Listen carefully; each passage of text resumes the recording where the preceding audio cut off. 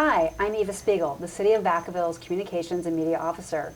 Welcome to another episode of Fire Fact.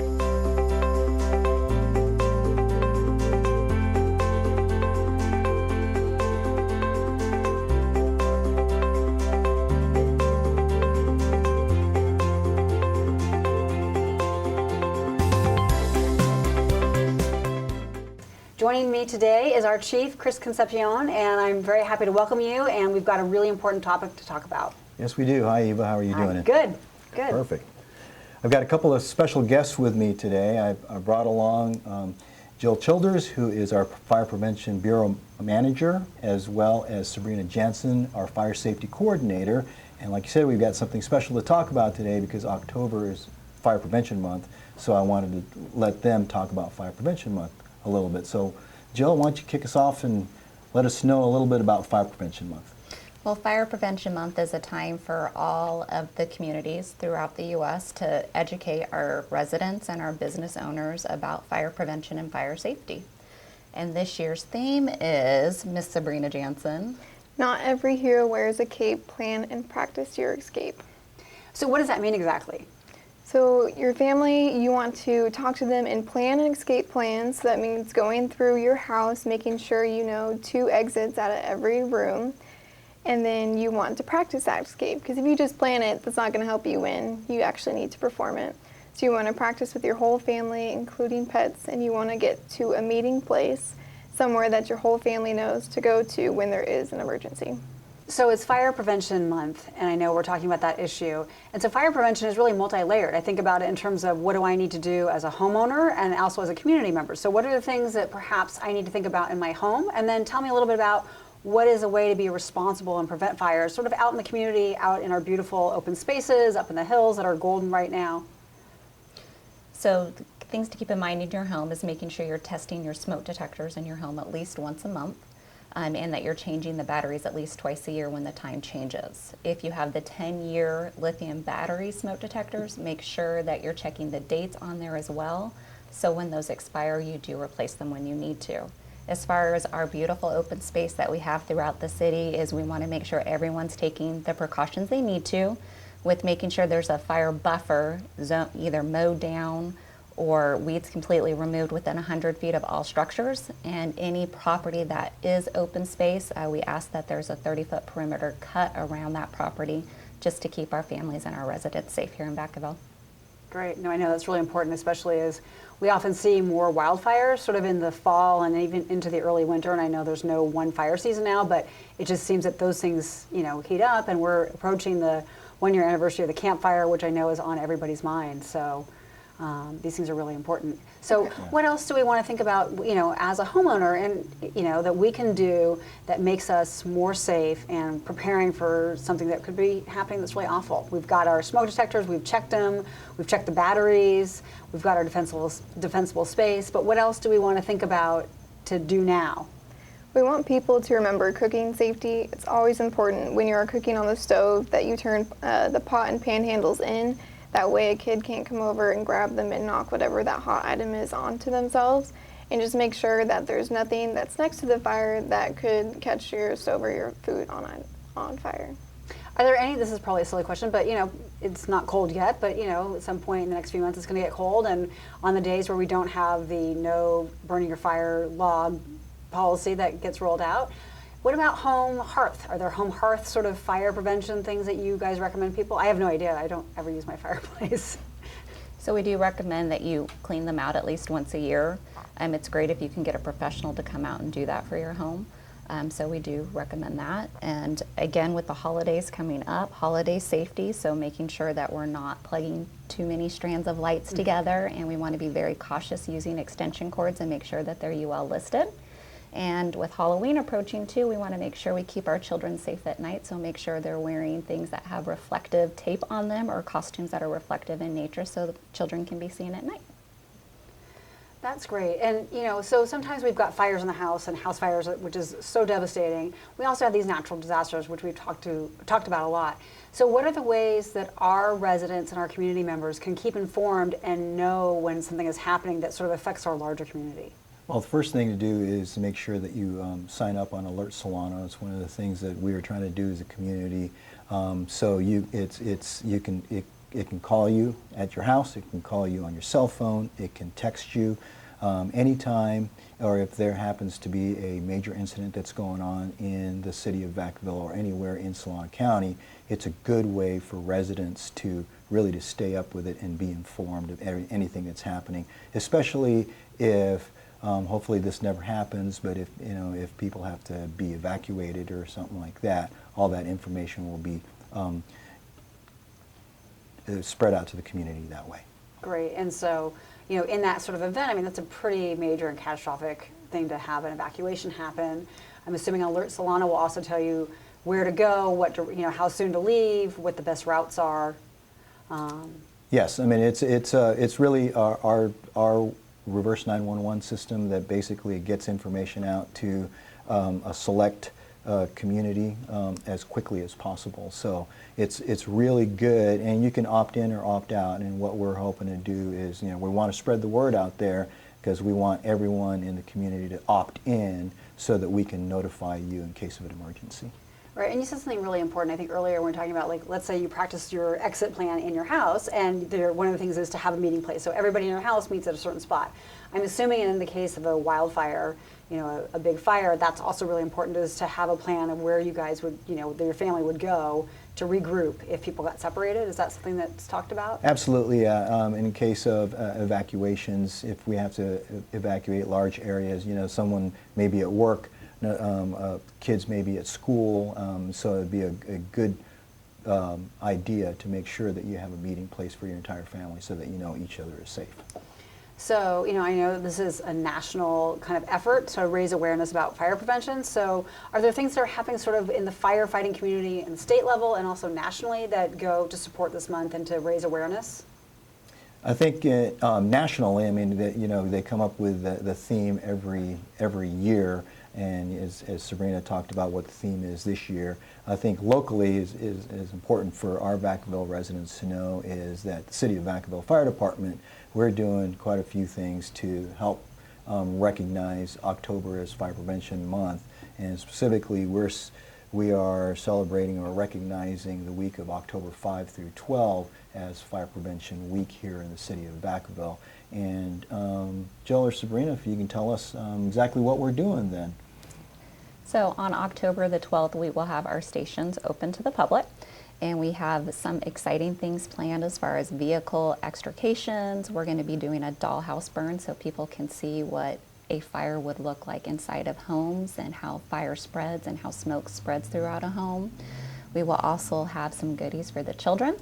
We are going to have our first ever safety, what are we calling? Sorry. Inflatable safety house. Inflatable safety house. What is an inflatable? Is that a bounce house that? Not a bounce house. house. Our safety house is Yes. what we were going to refer. And what is an inflatable safety house? Because it's not a bounce house. It's not a bounce house, but it actually has separate rooms in the home, and in each separate room of this home, we were able to talk to kids and adults about fire safety topics. Oh, wow. And more importantly, it can help them practice escape from a fire while inside a house. So That's great. One of the rooms in it actually has the crawl low under smoke, and so it's like crawling low under smoke and having to exit the house, so it's good for the children to practice. Yeah, it's very important, and you probably can't practice enough because you need to be ready. So when the event happens and you're so stressed out, because obviously you would be, that you can just go and do it on autopilot, so that you are following those things and become sort of habitual. yeah, a lot of people don't think about this because a lot of people think it'll never happen to them. Unfortunately, it does happen to people. Luckily, fires are on a downward trend.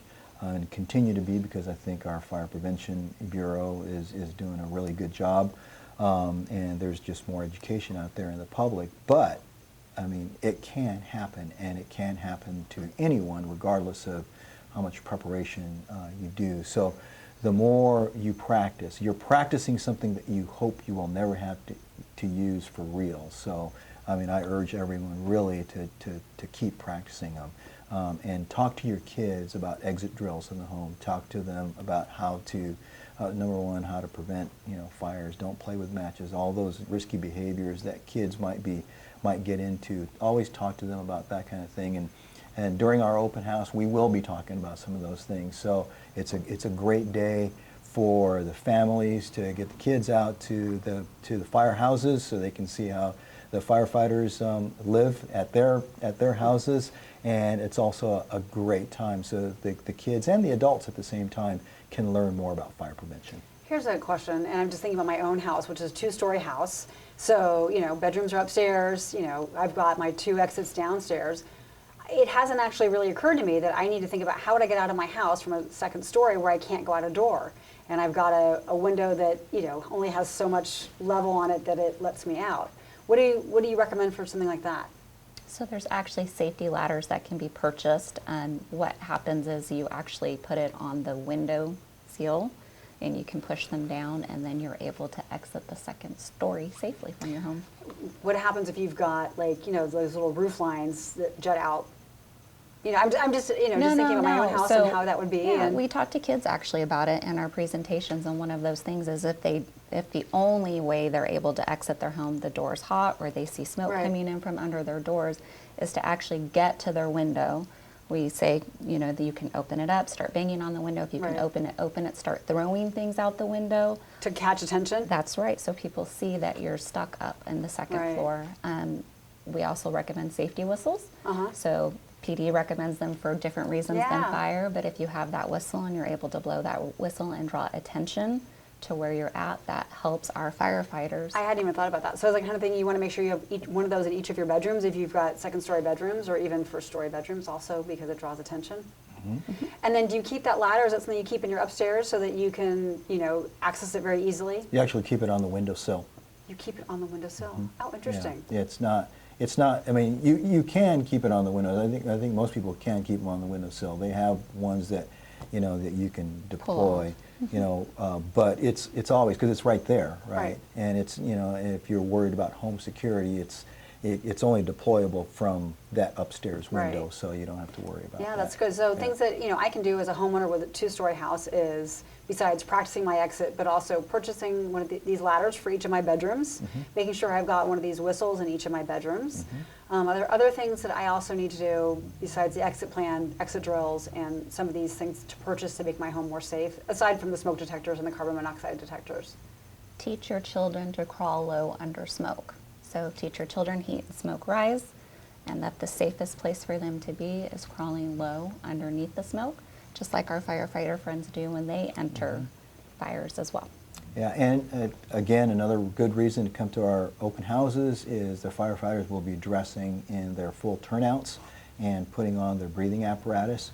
And so when firefighters put all of their protective equipment on, when they've got the turnouts on and their breathing apparatus on, they don't look like firefighters. They can look scary to some. Like stormtroopers? Yes, they can look like stormtroopers. They can look a little scary to some smaller kids. Yeah. And so it's a great opportunity to get your kids, especially your younger kids, out to the firehouses for open house so they can see the firefighters in their turnout gear and their safety gear prior to a real fire. That way, during a real fire, they won't run away from them and hide, because that's the last thing that we want them to do, is to run away and hide. Right. Are there other things to think about that, as our residents are, paying attention to this month and we're getting ready? It's 1 month, but it's really, a 12-month, thing, because we always need to be ready. Are there other things that we want folks to keep in mind to help keep their homes and our Vacaville community safer and free of fire? Just remember to have a fire extinguisher, at least one in each of your homes. The goal is to have at least one 2A 10BC fire extinguisher in each home. Carbon monoxide alarms are also now required by state law, so to have one on each level of your home and outside of sleeping rooms, bedrooms, is something we would also like all of our residents to have. I feel like I've got my homework now, because I don't have a fire extinguisher, and I now need to get these ladders, and I really need to get those whistles. So I do have carbon monoxide detectors, and I also do have smoke detectors. Okay. Great. Anything else that we should share? No, I think as far as the fire department, that's it for Fire Prevention Month. So thank you, Jill and Sabrina, for helping us with that.